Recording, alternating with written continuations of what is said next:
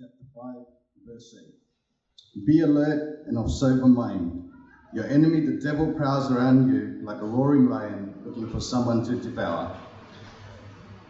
So as this week I was reading this verse, and this verse really took me back about 10, 15 years back, and it made me reflect on life.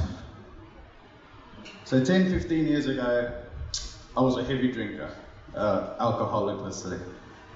And I was in a very dark place. And with that darkness, I made friends who were also going through situations that, having family problems, having problems at home, having marriage problems. And what happened is, since my life was already in the darkness, I was allowing them to enter my life, which turned their life into darkness as well. And when I read this word, be alert and of sober mind, it made me think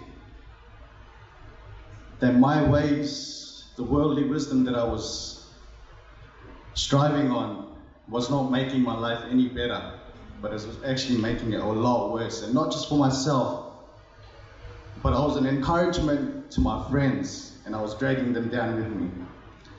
So thank you to God's grace, one day this man came to me, and he was my father-in-law. And he sat me down in a humble way, and I knew he didn't know what to say, but he knew the problems and the situations that I was going through. And he clearly and directly told me, he's like, Kris,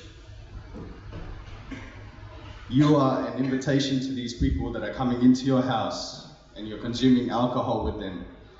You're not giving them light. You're not giving yourself the light as well. Because as you can see, they're going through problems. They're arguing with their wives. They're unemployed at times. They don't have the willpower to go get employed, but to come here, sit down and relax in the joy, having this place where they can drink, they can consume things that are not going to help them in their lives. And he told me there's only one way out. You need God in your life. And God is the only one that can save you.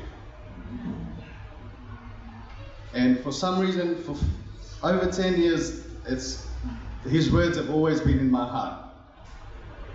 And from that day, I made the decision, right, I need to prioritize my time.